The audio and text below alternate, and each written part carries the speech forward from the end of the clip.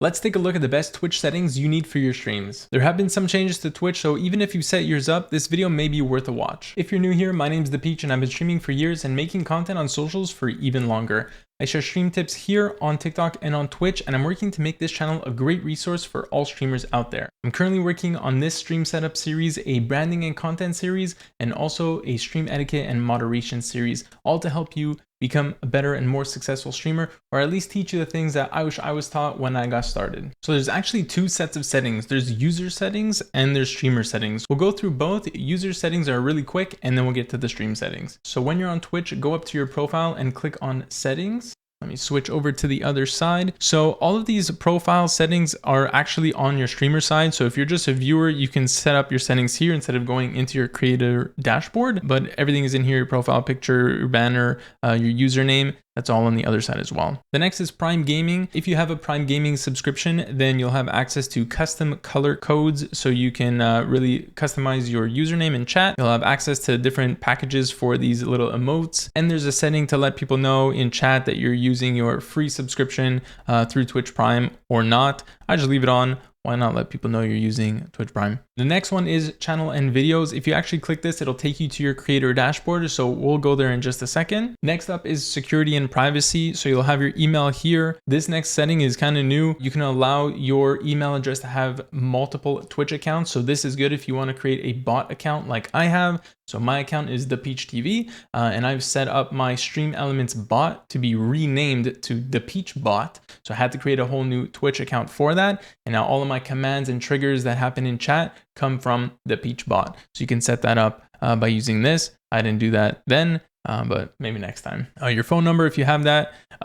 Security, you can change your password here. Two-factor authentication, always good to have. Here you can block users under privacy. So block is different from a ban. So if you block a user, you actually won't see their messages in someone else's chat. You completely block them out. It tells you here they can't even whisper you or host you or anything like that. So if you want to block someone else from seeing them anywhere on Twitch, you could do that. Whereas banning is for your own stream, your own channel, where you, the streamer, or your moderators could ban people from typing in your chat and being active in your chat. All the next settings are to do with privacy. So if you want to block whispers from strangers and only get whispers from people you follow or that you're sub to or your mods or editors, then you can enable this to prevent a little bit of spam. You can also block receiving gifted subs from channels that you don't follow. The next one is about the gifted sub badge. So if you give subs to a certain streamer, you can turn this off so it doesn't show how many subs you've gifted in that channel. Next is to hide the subscription status in your chat viewer card, so people don't see how long you've been subbed for or what tier you're subbed to that specific streamer. You can set that up there for more privacy.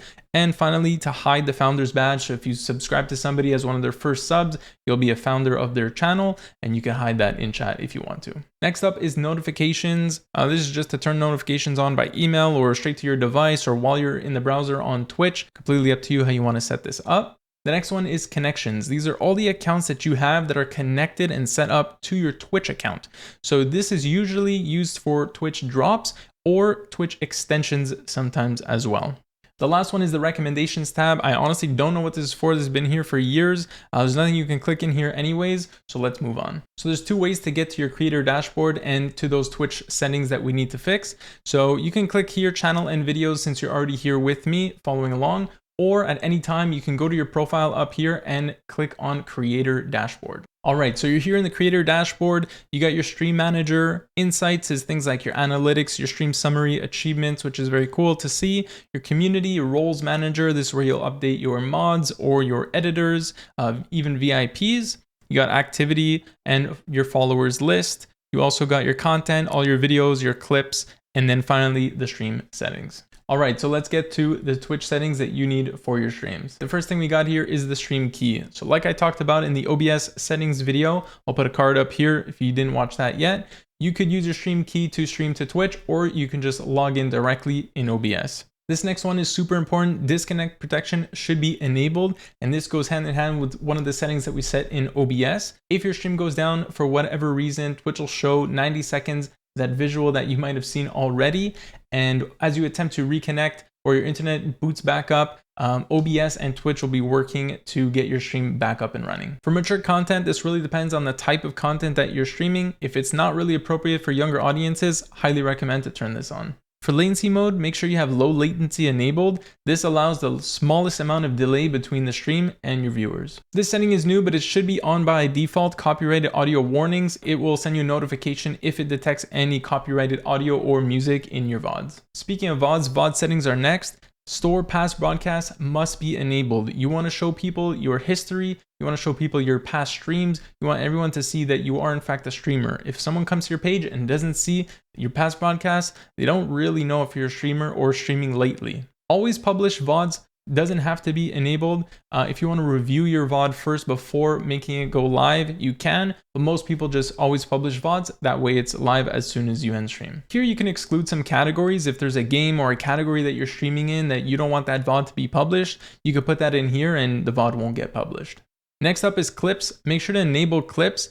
And you can also exclude any specific categories as well, like you did earlier with the categories for VODs. But what I highly recommend is down here under the followers only is to set at least any followers. If not, just set it to off. That way anyone can create clips of your stream. You don't want to have to limit people from creating clips, which could help you create content for other socials, which means also leaving subscriber only off so everyone can make clips. Next up is permissions. Here you can see which channels you manage as an editor. And here you'll see people who can stream to your channel. So they'll be sent their own stream key and they'll be able to stream to your channel. So if you don't want this, make sure that this is empty. All right, up next, we got this updated section for raids. So Twitch actually added a lot of control and a lot of options for you to manage how raids are handled, incoming raids into your stream. So you can allow all raids or you could just straight up deny all raids. So when you allow raids, you can actually set the minimum number of viewers, the max number of viewers if you want to, and the minimum account age in days. So these are default settings. I'm going to leave it like this.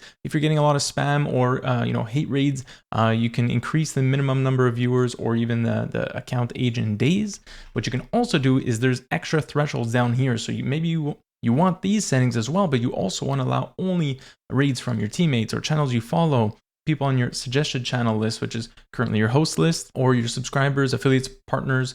Just add a little bit more control to your stream. So I want the bare minimum. Anyone can raid me. That's totally fine. And I suggest you do the same thing too. If you find that you're getting a little bit of hate raids or bot raids or something like that, then you can go in here and change some settings up for yourself. But if you're just starting out, just a brand new streamer, and you're looking to grow and you want to meet people, connect with people, leave this open. And even if you're an established streamer, I mean, why not allow a 1 viewer raid to come in? We were all at 0 viewers, 1 viewers at one point. So let these streamers come in, network with them. You never know who's on the other side, and it could be the start of an amazing friendship, and could even lead to collaborations and incredible things down the line. So leave this open. That's my recommendation. And lastly, we got drops. You want to enable this because if ever the game you're playing does have drops enabled or there's a campaign going on, this is super awesome for your viewers to earn in-game loot. Okay, next up is channels. So this is what I was talking about earlier in your main settings.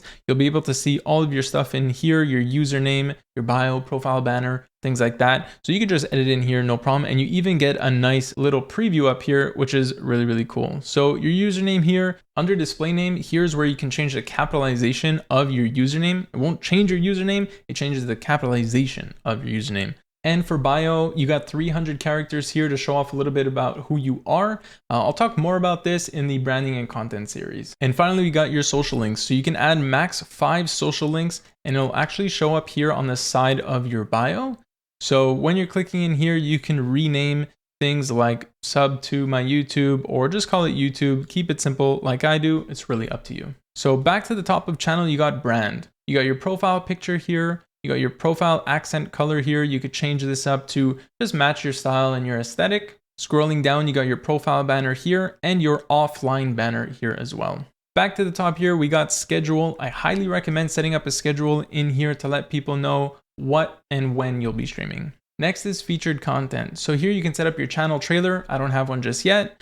Auto hosting, this is actually going away as of October 2022. It'll be suggested streamers since hosting is no longer a thing on Twitch anymore. You can go down here and set up your suggested streamers. You can type in their name and you can drag and drop to reorder them. And there's actually a setting here that you can choose if you want it to display in the order that you just did in that list, or if you want it to be personalized to each individual viewer. Okay, this next setting is actually something that not a lot of people know about. So when we were talking about excluding categories for VODs and clips earlier, this is something you can actually do for your main page as well. What this could be used for is if you or a mod made a mistake when you were changing the category on your stream, you can go in here and hide that category so it doesn't show on your profile if you don't want it to. And lastly, down here is your streamer shelf. So this will probably be suggested streamer list or your team members, the people that are part of your Twitch team. Okay, so next up is moderation. So for auto mod, these are Twitch's way of trying to help out and moderate your chat.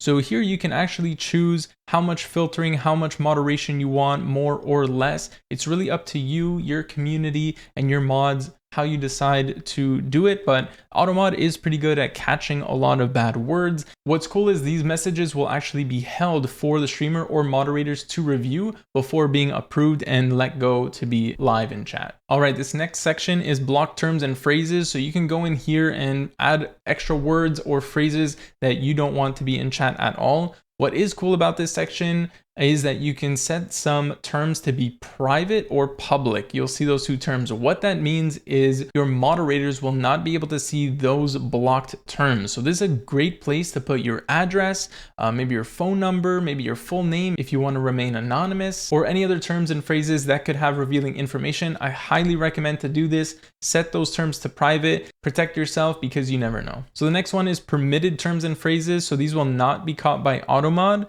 and they'll just be let through in chat. So under suspicious user controls, there's actually a few new things in here that Twitch has added, which is great. So this is for ban evasion. So if people are making multiple accounts to evade being banned, you can actually reveal to yourself as the streamer or mods who's possibly evading or likely to be evading, and you can move this detection setting bar over to level 0 for no detection or max possible detection. It's not perfect, right? But at least you got something there to protect you a bit more. So the next thing is shared ban info. What's cool about this is you can share ban information between streamers, up to 30 different streamers. What this will do is it'll flag it for you and your moderators in chat if you see one of these banned users. It won't instantly ban them from your chat. Next, you got your list of banned chatters if you want to review that and remove them. Next, you got your chat options. Okay, you can block hyperlinks. So if you don't want anyone posting URLs in chat, you could turn this off. You can also manage this with a bot like Stream Elements or Nightbot. Make sure you don't have this turned on here, but turned off somewhere else and you're confused. Just have your moderation for hyperlinks all in one place. Next is chat delay for mods. You can actually have this turned on. So when people type in chat, it actually takes 2 seconds or 4 or 6 seconds for everyone else to see it, to give moderators a chance to maybe delete that message before it actually goes out and goes live. This next section is new as well. It's for new chatter introductions. So they can introduce themselves. It'll show up as a nice little banner message like this, which is really nice. So everybody in the community can see that this person is new and we can all say hi. All right, next up is channel privileges. So for chat verification, this is good to just manage the safety of your chat and your stream overall. So if you want chatters to have verified emails or verified phone numbers, you can go in here and play with the settings and say maybe everybody has to have a verified email, but not everybody has to have a verified phone number. If they've been, in my stream or a follower for at least a week, then they don't have to have a verified phone number. So you could play with these settings, up to you how safe and secure you want your chat to be. Down here, you also got your verification exemption. So any mods that you add may not have to have verification. That's up to you to set up. Next is your chat rules. So these are all the rules that you want to have on your stream. So when you first click into somebody's chat, there's a little list that pops up or a message, and you could write anything you want in here. Most people put chat rules just to let people know, hey, before chatting, make sure that you're in line with the rules of this specific stream. All right, next up, you got unban requests. So you can set this up so that people can request to be unbanned, which is very cool. You can even make content about this if you have a lot of banned chatters. And here you can set up your cooldown if you want them to wait a specific set of minutes, hours, days, or maybe even months. So for these next two settings, it is super important for follower or subscriber only chat mode, to have these turned off. You don't want to limit anybody from coming into your stream, from interacting with you in your community. Just have these turned off. No one is going to hit follow before they actually know who you are or get to know you and your community. So this will actually hinder you and not help you. So turn both of these off. A good time to put these on is if there's a lot of, toxic raids or hate raids coming through. You could turn these on very easily with some chat commands as the streamer or moderator. And there's even a button you can click very easily up in your stream manager. So you don't have to come back here deep into the settings. All right, this last one is really cool for moderators. It allows your mods to view chat and ban history for users in your channel, and view and add comments on users. So this is super important. Your mods can kind of talk to each other about specific users. They can click on that user, make a little note, and review past chat logs and just see if this user is overall a good person, or it's kind of suspicious, or you just want to ban them and get them out of your community. All right, next up is the streamer survey. So this actually doesn't take too long to fill out. It takes 1 or 2 minutes, just helps Twitch to understand a little bit more about the streamers in the community and understand some behaviors and interactions with the different communities. So next up is affiliate. So you got affiliate onboarding, your payout method, and the affiliate agreement. I think I'll make a separate video on that. So comment down below if you're interested in seeing how to set up the onboarding here and what to do with payout methods. I'll be able to break it down in its own video. So comment down below if that's something that you're interested in. All right, down here under subscriptions, here you can click to set up your subscription name. So if you have a specific name for your Twitch subs, then you can set that here. That's very cool. Emotes have changed to a new section. I'll show you that later. Next up is subscriber badges. Here you'll go to add your sub badges to Twitch. I'll make a whole other video on emotes and sub badges and things like that as part of the branding and content series. Next is ad-free viewing for subscribers. So if they are subscribed, that's a great benefit to have them not watch ads. I would definitely have this enabled to help out your subs. So this whole section is for subs. So if ever you turn on slow mode in your chat, you can have it ignore slow mode for subs so they can type as freely as they want to. Here you can enable sub only chat. So only subscribers can chat.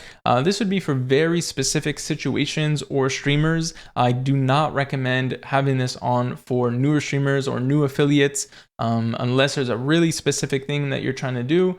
Otherwise, turn this off. This last one is super important as well. If you enable this, only your subscribers can watch your past broadcasts. I feel that it's super important for your viewers and for people that are just coming into your community to be able to see your past broadcasts, see what kind of games you've been playing or categories you're streaming in, to get a sense of who you are as a streamer and if they want to be part of your community. By limiting it to subs only, it makes that very difficult. Next up is bits and cheering. So this minimum bits to cheer is the minimum number of total bits that need to be sent in one message for it to actually be sent. So you'd probably want to bump this up to 10 or maybe even 100 just to avoid spam in chat so people are not just sending 1 bit at a time. The next one is the minimum bit emote. So here is where they set the minimum total number, but this is the individual number. So somebody could send 11 bits, that's fine, as long as it's more than 10, but they can't send 9, right? Hope that makes sense. Here you got your bits tier badges. So this also could be like sub badges, but for bits. Next up, under community support and recognition, you got your hype train. This is super cool. There's a lot of little settings that you can set up here to customize your hype train. So I would definitely enable this. Why not? It makes it very fun when there's a bunch of community support that are coming through. Autopilot is up to you if you want Twitch to auto adjust the settings for you, or if you disable it, you'll have access to all these settings. So first off is your kickoff threshold. So this is how many events need to trigger for a hype train to kick off. So it's at least 100 bits, any tier or gifted sub. And you can go from a minimum of 3 to a max of 25 events for the hype train to kick off. So the next is level goals. This is really up to you if you want it to be easy or harder for your community to have to go from hype train level 1 to 2.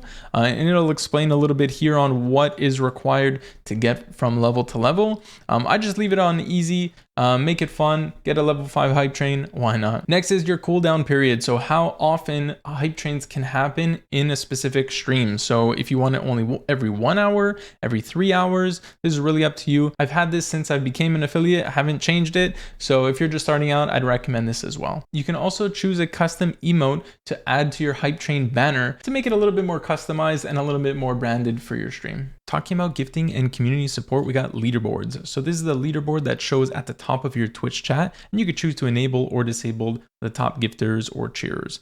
You could choose here which leaderboard you want as default, either gifters or cheers. And important one that you want to look at is your time range. So based on, the frequency of, the generosity of your community, what you want to set this to is entirely up to you. The longer you have it, of course, the more that those top gifters or top cheers are going to get recognition for their love. That's why I have it a little bit longer on the monthly.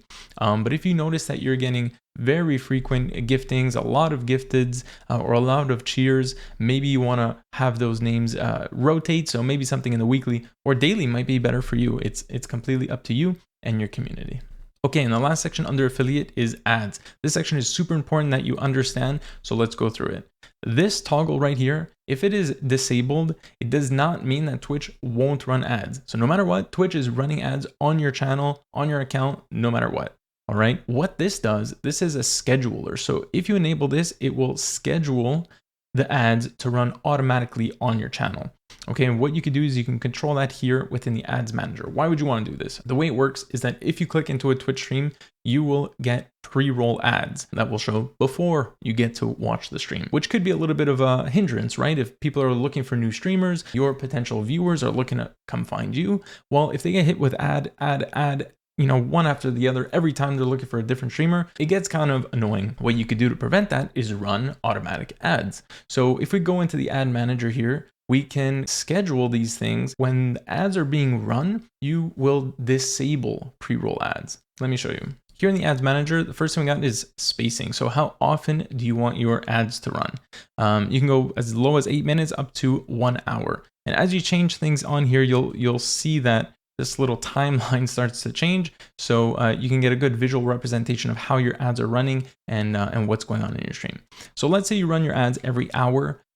And your length of ads is 90 seconds, right? And the final thing down here is your delay. So how long after you started your stream do we start running these automatic ads? So if you have like a starting soon screen that runs for maybe 5 or 10 minutes, then putting it at a 1 minute delay means as soon as you start your stream, ads are going to run, and then your starting soon screen comes off, you start your stream and you're good to go. That means no one really is going to get hit with ads.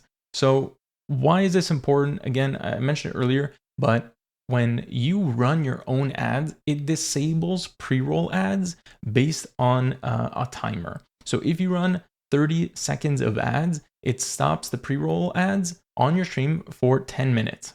If you run it for 60 seconds, 60-second ads, it will stop the pre-roll for 20 minutes.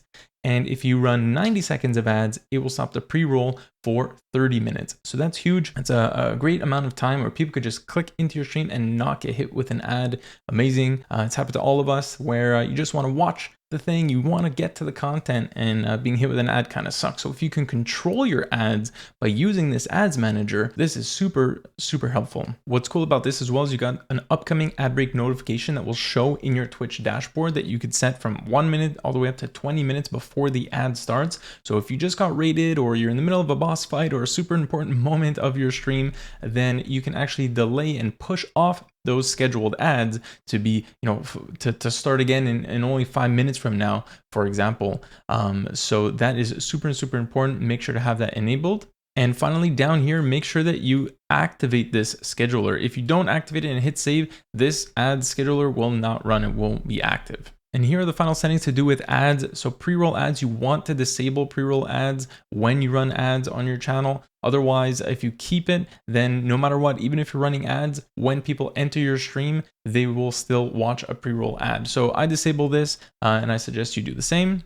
And here's pre-roll notifications. Enable this to get alerted when pre-roll ads are enabled or disabled. And you can even set up a timer in your stream manager to know how long the pre-rolls are disabled for and how long ago it's been since ads were run on your channel. So those are great to add too. Here you got the revenue share for advertisements explaining what the split is. So it's 30% split normally, unless you're running 3 minutes of ads per hour or more, then you'll get the 55% revenue share.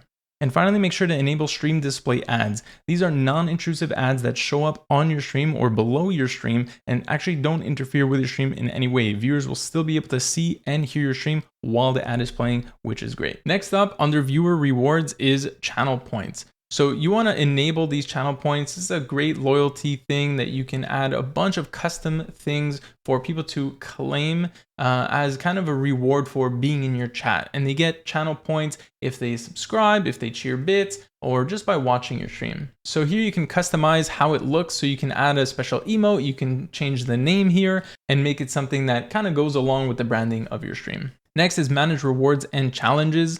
So here you can set up a community challenge. So if you want to play a specific game or do a specific thing on stream, but you want the community to kind of pitch in and say, yeah, we want you to do this, then here you can create a community challenge for that. All right, here's all the custom rewards. You probably won't have any if you're just starting out. So you can go ahead and add a custom reward all the way at the bottom.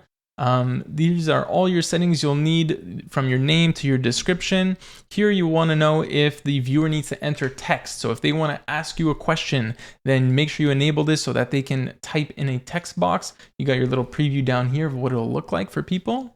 This is your cost, how many channel points this reward will cost them. You could put a custom emote or photo or icon in here to make your channel reward a little bit more on brand. And Twitch even has a pre-made icon gallery that you can click right here, which could be very helpful. You can also change your background color to mix it up and go along with your brand. Next up is skip the reward requests queue. So if this is something that you want to manage yourself, if you want someone to request something and you'll accept or deny, then you want to leave this disabled, because if you enable it, it will skip that queue and it will take those channel points away from that community member. Whereas if you don't have it skip, you can actually accept or decline that channel point reward, and you can actually refund those channel points if you do decline it. Next, you got your cooldowns and limits. So you can limit how often this channel point is used in your stream, and you can even limit it per stream or per user. So take a look at this and set it up per channel point, what you think is necessary based on that channel point redemption.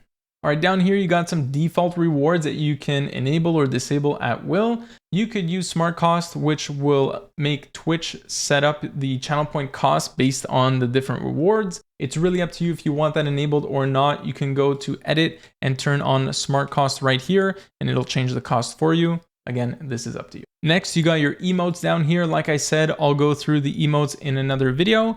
And you got your drops. Make sure here drops are enabled as well. You can even see upcoming campaigns here. So if there's a specific game that you've been wanting to play or you do play in your rotation, then it could be cool to time it with a drops campaign, which will help out your community and maybe even get you some more viewers too. Once you're done with these settings, you're ready to stream, right? Well, almost. There's still a bunch of issues with setting up your scenes and sources inside OBS, which could be a disaster like it was for me when I first started. I wish I learned how to use OBS the right way sooner. It would have made my streaming journey so much smoother and more fun. So to make sure you don't make those mistakes too, watch this video now and take your streams to the next level.